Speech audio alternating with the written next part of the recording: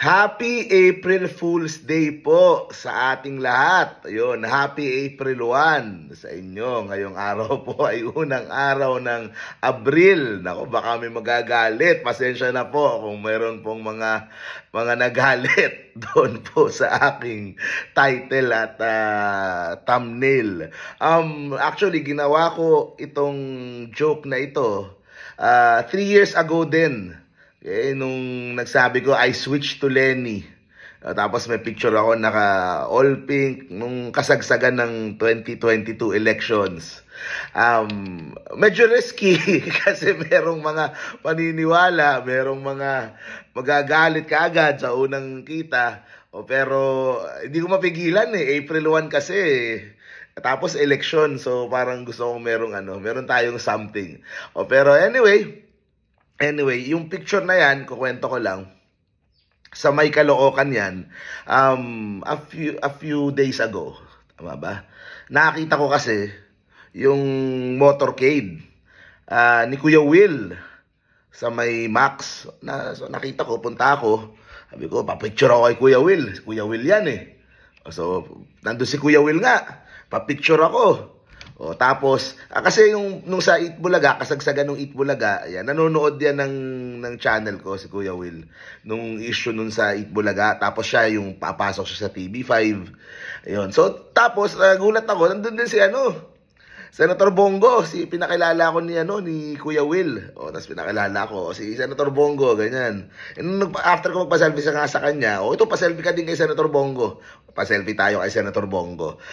Sa akin naman, syempre, with all the candidates na tumatakbo, even though kami ay magkaiba ng paniniwala, magkaiba ng kampo, I always try to syempre to be respectful. Sinabi ko din kay Senator Bongo na Senator Bongo, yun, magkaiba tayo ng kampo, pero yun nga, I wish him good luck at kinongratulate ko din kasi mataas siya dun sa mga survey na lumabas, di ba? Noong mga nakaraang araw. So, yun. Ang punto ko lang dito, kahit na merong mga kababayan tayo na DDS o na loyalista o nakakamping o kahit hindi natin kasundo politically, kung kaming mga kandidato kayang maging civil at kayang maging friendly sa isa't isa, hindi ko makita kung bakit kailangang magmumurahan, mag-aaway-away ng mga kapwa nating Pilipino.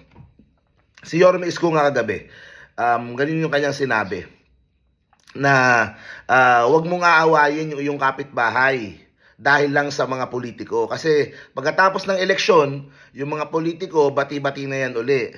O kayo ng kapitbahay mo, magkaaway pa rin.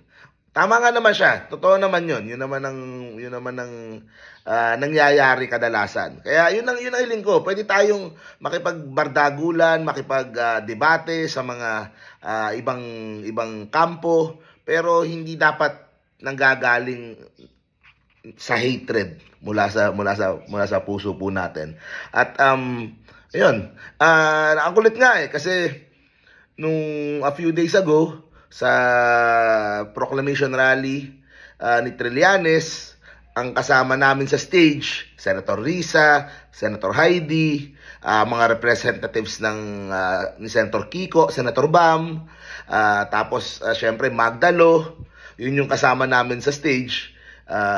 Tapos ito naman, yung kagabi, yung proclamation rally ni Yorme, ang kasama ko sa stage, si Marcoleta, tapos nandun din si Senator Amy, nandun din si Ipe, nandun din kagabi. Although hindi na kami hindi ko na na-meet itong sila Ipe.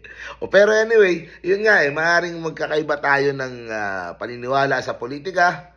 Pero hindi tayo dapat nag-aaway. Nagagets ko naman, syempre dahil sa pag-aresto kay Digong, medyo mataas yung emosyon ng mga DDS na camp. Nagagets ko naman yun, pero always try na maging mahinahon at hindi yan nga lalo na kung hindi ka naman kilala ng politiko na pinaglalaban mo. Tapos masyado kang makikipag-away sa mga totoong kaibigan mo.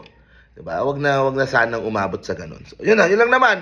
At maraming salamat po sa One Pacman Party List at sa sumusuporta sa Yormes Choice. At ako din, nakakasama ko din sila sa mga pag-ikot at sa mga pagtulong sa kapwa One Pacman champion sa sports. So, shout out po. See you po sa next video po natin. Stay safe parati, guys. Pilipinas, God first. Mamayang gabi po, nandyan tayo sa may District 5. So, saya kagabi, District 4 kay Yormes ko, Sampaloc. So, see you po sa District 5. Happy April Fool's Day po sa inyong lahat. Bye-bye.